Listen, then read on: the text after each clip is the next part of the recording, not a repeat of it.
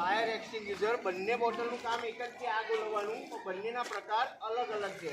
પહેલો આપણી જોડે જે બોટલ છે એને આપણે એબીસી ટાઈપ ફાયર એક્સટિંગ્વિશર કહીએ છીએ.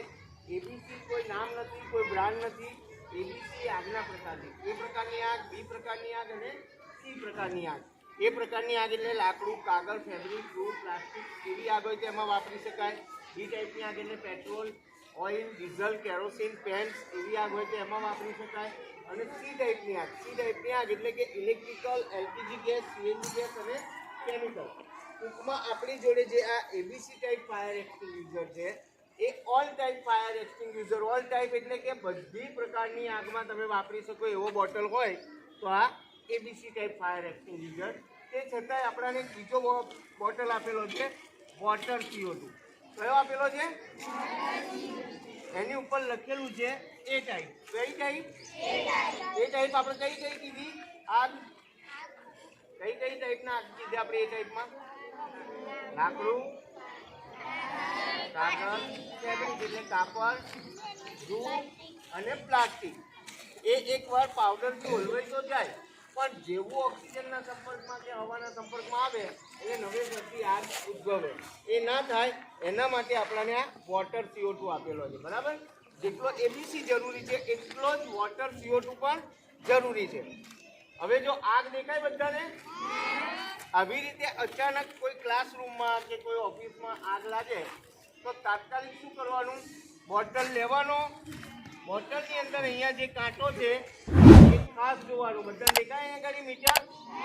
મીટરની અંદર જે કાંટો છે એ ગ્રીન ઉપર હોવો જોઈએ. તેની ઉપર ગ્રીન ઉપર હોય તો સમજવાનું કે એનું પ્રેશર ઓકે છે. ત્યારબાદ આ એનું સીલ છે અને જોરથી ખેંચી એટલે તૂટી જાય. તૂટી ગયા પછી આ ચાવી જેવી પિન કાઢી લેવાની. અંદર આવો કોઈ ડટ્ટો હોય તો કાઢી લેવાનો અને જે બાજુ આગ લાગી હોય એ બાજુ જઈ 3 થી 5 ફૂટ દૂર રહેવાનું. કેટલું?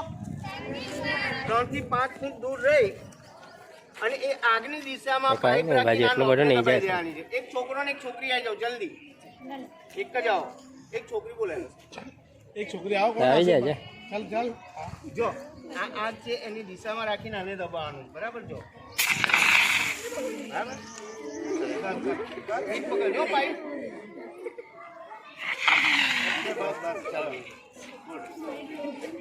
ફોટો પડાવી દો. પડી જશે ના ભાઈ. ફોટો સારો લાગે. બરાબર. ફોટો પછી રીતે એનું રાઉન્ડ થતું જશે. પકડ પકડ બેટા. પકડ. ચલો યાર જલ્દી. તે પેલો સળગેલો છે જો લઈ ગયા.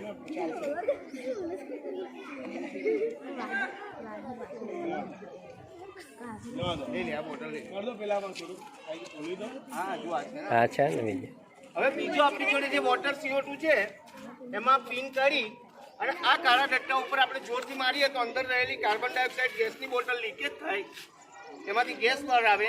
ગેસ પાણીને દબાણ આવે અને એ પાણી આ નોઝલમાંથી બહાર આવે. જો લીકેજ આવે તો એ થોડી ભારે લીકેજ આવે. લીકેજ સાઈડમાંથી લીકેજ આવે.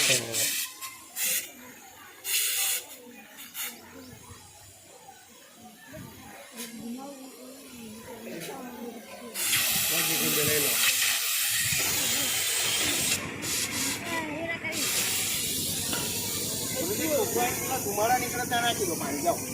નહીં વજન કશું ના થાય યાર.